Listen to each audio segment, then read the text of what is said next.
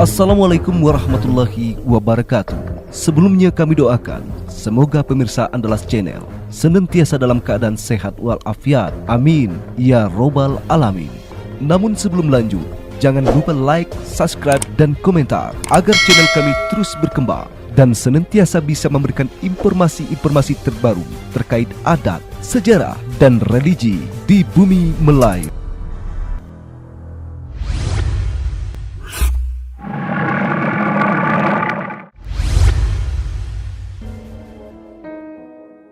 Ketika orang kayu hitam naik tahta menjadi Raja Melayu Jambi tahun 1500 sampai 1515 Masehi, yang semula pusat kerajaan di Istana Ujung Jabung Negeri Lamo, agama Islam telah berkembang dengan pesat, dan ketika itu amat sedikit orang yang mengetahuinya bahwa orang kayu hitam telah diangkat menjadi Raja Melayu Jambi.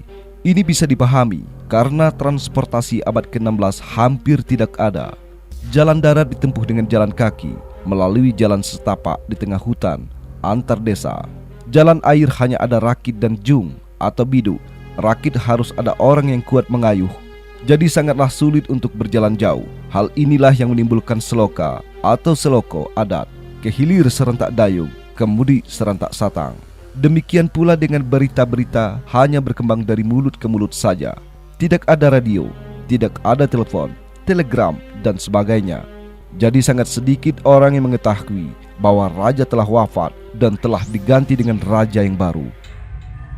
Maka setelah orang kayu hitam diangkat menjadi raja, dan di saat hari yang elok, ketika yang baik, berjalanlah orang kayu hitam ke arah hulu bersama dengan rombongan, dengan tujuan pertama memperkenalkan Islam pada penduduk. Kedua, mencari orang gagah atau orang sakti guna memperkuat kerajaan. Maka berjalanlah ia bersama rombongan ke arah hulu Batanghari dari Ujung Jabung Negeri Lamo. Habis hari berganti hari, habis pekan berbilang pekan, sampailah ia di Muara Tembesi. Karena orang kayu hitam mau mencari orang sakti untuk memperkuat kerajaan, lalu diambilnya air dari kedua sungai tersebut, yaitu air Sungai Sirih atau Tembesi dan Sungai Mengkawas, Batanghari, ditampung di kedua telapak tangan, kanan dan kiri. Setelah membaca basmalah dan berpanjat doa kepada Allah, ia merasakan berat air Tembesi. Maka ia putuskan untuk mengikuti ke arah hulu sungai Tembesi. Dan di perjalanan ia bertemu dengan puntung api hanyut. Lalu diambilnya yang ternyata puntung itu dililit oleh rambut. Setelah diungkai lilitan rambut itu ternyata sangat panjang bila dibandingkan dengan ukuran rambut perempuan biasa. Ia berkata, pasti yang punya rambut ini adalah gadis cantik, anak raja yang sakti. Lalu perjalanan diteruskan. Sampai suatu kampung, ia kumpulkan masyarakat di suatu bukit yang tidak seberapa tinggi. Ia menjelaskan, bertuhan satu, hanya Allah yang disembah. Tinggalkan menyembah yang lain selain dari Allah. Orang-orang tersebut serentak masuk Islam. Ditinggalkannya guru yang paling tua di situ untuk membimbing masyarakat tentang Islam. Negeri ini disebut Guruntuo atau Guru Tertuo. Bukit tempat bertemu disebut Bukit Terentak, terhentak masuk Islam. Dan setelah itu, perjalanan diteruskan. Lalu mereka bertemu muara sungai air hitam. Ia heran melihatnya. Lalu ditimbangnya air hitam tersebut. Ternyata berat air hitam dari air Tembesi. Maka ia berjalan ke arah hulu sungai air hitam. Beberapa lama berjalan, maka orang kayu hitam bertemu dengan sebuah negeri. Ketika ia bertanya pada penduduk, apa nama negeri itu? Penduduk mengatakan, negeri tersebut adalah negeri Temenggung Merah Mato dengan saudaranya Temenggung Teman, dan ia adalah Raja Tembesi. Ia pun mendatangi istana Raja Tembesi dengan mengucapkan salam, Assalamualaikum. Lalu Temenggung Merah Mato menyambut ucapan salam yang tidak pernah didengarnya itu, karena ia tidak paham Islam, karena ia beragama Buddha. Dan sesuai dengan seloko adat, hendak bertanya lepas penat, hendak berunding sesudah makan. Setelah duduk sejenak, maka sirih senampan telah tersajikan oleh para dayang yang cepat kaki ringan tangan. Rokok tembakau telah cukup pula. Kopi daun telah terhidang oleh dayang istana yang pandai berbudi basa menerima tamu sesuai adat di istana. Setelah Temenggung Merah Mato mempersilakan menikmati yang terhidang, tegur sapa pun dimulai. tamu dan tuan rumah sambil menikmati yang terhidang. Tuan rumah memaparkan bahwa mereka adalah Raja Tembesi bernama Temenggung Merahmato dan istrinya Putih Tampuk Bulan dan saudaranya Temenggung Temantan. Mereka adalah keturunan Dewa Megatan dan punya anak 2 orang. Yang pertama Raden Kuning Megat di Alam, seorang laki-laki, dan yang kedua Putih Mayang Mangurai adalah perempuan. Kemudian ia bertutur. Terkejut Mamanda bak ditimpa kasau, tergamang bak ditimpa upih. Beri lurus Mamanda bertanya siapa Ananda dan untuk apa datang kemari. Karena tidak angin, tidak kalau, tidak kali, tamu dari jauh datang kemari. Dan untuk kepentingan apa kironyo? Maka orang kayu hitam dengan merendahkan suara dengan sopan santun berkata, akulah Raja Melayu Jambi, bernama orang kayu hitam. Ibuku adalah Putih Selaru Pinang Masa, dan ayahku adalah Datuk Beduku Berhalo dari ujung Jabung, negeri Lamo. Datang ke negeri ini bermaksud silaturahmi dengan hamba rakyat, sebab di lahir rakyat menyembah, di batin Raja menyembah, dan menghimbau hamba rakyat agar menyembah Allah Tuhan yang satu. Tinggalkan agama Buddha, jangan ada lagi yang disembah selain daripada Allah. Di samping itu, ingin mengetahui pertahanan hamba rakyat dalam menjaga keamanan. Apakah telah ada orang yang terlatih dari gelanggang? Dan di samping itu, saya mau belajar dengan Mamanda Temenggung Merahmato yang sakti dan keramat untuk jadi pagar diri.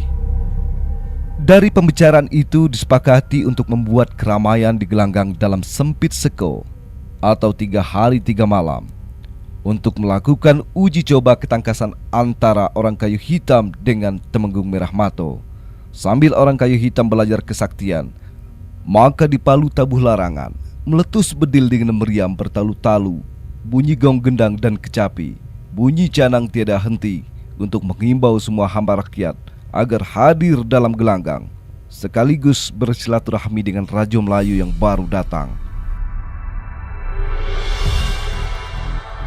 Semua hamba rakyat datang berkumpul, ingin melihat perhelatan menghormati Raja Melayu Jambi. Ketika matahari berambang naik setinggi galah dan kepala, mufakat uji ketangkasan akan dimulai. Maka masuk Temenggung Merahmato ke gelanggang Istana Bayang Tembesi, yang diikuti para hulu balang beserta inang penggiring, dayang pengasuh ke gelanggang dan diikuti oleh Temenggung Tematan beserta penggiring duduk di tempat yang disediakan dengan pakaian kebesaran kerajaan masing-masing. Maka Temenggung Merahmato berkata, manolah segala hamba rakyat dan pembesar Istana Bayang Tembesi, bahwa uji coba ketangkasan ini bukan berhadapan dengan musuh, tapi uji tuah karena sahabat. Kalau ada yang patah gilo pening atau luka laju mati, jangan ado silang sengketo, jangan ado pampas bangun, tapi makamkan menurut sepanjang adat. Orang kayu hitam hanya menganggukkan kepala tanda setuju. Dan di tengah gelanggang telah bertumpuk-tumpuk senjata, keris, tombak, pedang, pedang kelawang, alat pemukul pun lengkap pula, layaknya orang berperang. Melompatlah ke tengah gelanggang Temenggung Merahmato, menghalik menghantam tanah, memekik menyebut nama, menghimbau tua. Segala peri nan di langit, mambang nan di gunung, segala jin nan di laut, dan dewa penolong dari langit. Habis dibilang rumput rantai, setapak takkan surut, selangkah takkan mundur. Pantang Temenggung Merahmato mati berdarah, pantang luka di gelanggang. Segala orang yang ada di gelanggang senyap sunyi ketakutan, terkena sengering atau sakesti, terkena penunduk, terkena pukau Temenggung Merahmato yang terbilang keramat dan sakti. Melangkah pula orang kayu hitam dengan perlahan-lahan dan penuh dengan sopan dan santun, dengan muka merunduk masuk ke tengah gelanggang. Hanya rakyat cemas mengira orang kayu hitam akan mati terbunuh. Begitu ia sampai di tengah gelanggang, orang kayu hitam langsung sujud syukur pada Allah karena dapat kesempatan uji tanding. Ia menadahkan tangan berpanjat doa, dimohon kepada Tuhan, "Ya Allah, Zat yang Maha Kuasa, Di perantauan di bumi Mataram, aku engkau selamatkan. Apakah di bumi Melayu, aku akan mati berdarah? Cukuplah engkau ya Allah, penolongku. Engkau maha kuasa dari segala yang kuasa. Hasbunallahu wa nikmal wakil. Wa kafa billahi waliya wa kafa billahi nasyira. Lalu ia tegak mengambil keris, karena Temenggung Merah Mato telah mengambil keris. Orang banyak yang melihat penuh diliputi rasa takut dan hati berdebar-debar. Ada pula yang menutup muka dengan jari-jari karena timbul rasa ngeri menyaksikannya. Maka dimulai keduanya menari memecah langkah. Langkah 3 mengawal uji coba ketangkasan. Kadang-kadang surut, kadang-kadang maju, kadang-kadang bak musang menangkap ayam, kadang-kadang serupa elang menari menyongsong angin, kadangkala serupa harimau menerkam mangsa. Bermacam-macam jurus yang ditampilkan. Tikam menikam sudah dimulai, tikam tibo dielakkan, disiah tikam, di anak tikam, dilepaskan pulo, terkadang menyuruh, terkadang melompat. Begitulah terus menerus, saling tikam, saling pukul. Tidak seorang pun yang kena tikam, tak seorang pun yang luko, tak seorang pun dimakan senjata. Walau senjata alih dialih antara satu senjata dengan senjata yang lain. Begitulah terus menerus selama 2 hari 2 malam. Bila penat baru berhenti, kemudian dilanjutkan pulo. Pada hari yang ketiga diuji pulo liat jangat, urat kawat, kuat tulang, untuk memperlihatkan ketahanan tubuh. Hanya menerima tusukan senjata di kulit tebal, tulang yang kuat, dan tak boleh mengelak. Dan untuk giliran pertama adalah orang kayu hitam yang menerima tikam tusukan dengan tidak boleh mengelak, tapi ditahan saja. Duduklah orang kayu hitam di tanah tengah-tengah gelanggang, membelakangi Temenggung Merah Mato yang sedang menusuk. Mengapa? Mencoba menancapkan senjata, memukul, menggergaji tubuh orang kayu hitam dengan segala senjata yang telah disiapkan. Namun tidak ada senjata yang dapat mencederai tubuhnya. Walaupun semua senjata telah dicoba, tapi tidak ada senjata yang dapat melukai tubuh orang kayu hitam. Jangankan luka, badannya tidak bergerak sedikit pun, tidak bergeser sedikit pun, walau hanya semeli. Hanya mulutnya kumat kamit mengucapkan Allahu Akbar, Allah Maha Besar. Sampai habis semua senjata telah dicoba ke tubuhnya, tapi tidak berarti apa-apa. Kemudian tiba pula giliran Temenggung Merah Mato untuk menahan senjata. Maka orang kayu hitam berdiri sambil melangkah hendak mengambil senjata. Tiba-tiba melompat ke tengah gelanggang Temenggung Temantan, menarik dan memegang tangan orang kayu hitam dan tangan Temenggung Merah Mato sambil berkata, "Wahai Ananda orang kayu hitam, raja yang di pertuan tanah Melayu, beristana di ujung Jabung negeri Lamo, tuahmu tidak akan musnah, muliamu tidak akan kurang, kejayaanmu masyhur kemana-mana. Hentikanlah uji coba ini, karena tidak ada yang kalah dan tidak ada pula yang menang. Yang dipertunjukkan bukanlah antara musuh dengan musuh, tapi antara mamak dengan kemenakan. Hamba rakyat sudah tahu dan sudah puas bahwa kedua yang dipertuan sama-sama bertuah, sama-sama sakti sejak lahir ke dunia ini. Takkan mati berdarah keduanya di tengah gelanggang ini." Karena Temenggung Merah Mato punya ilmu tembun besi atau pawang besi, maka sejak itu nama Sungai Sirih diganti dengan nama Sungai Tembesi atau Tembun Besi. Tak ada senjata yang dapat melukainya. Orang kayu hitam mendengar tutur kata Temenggung Temantan.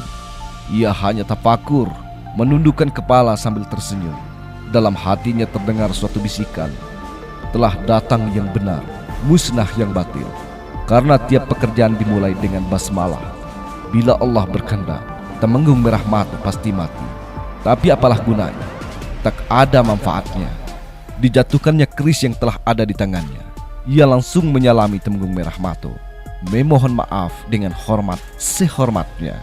Maka berakhirlah uji ketangkasan itu. Rakyat pun telah puas. Semua raja yang melakukan uji ketangkasan yang mendebarkan telah berakhir dengan selamat.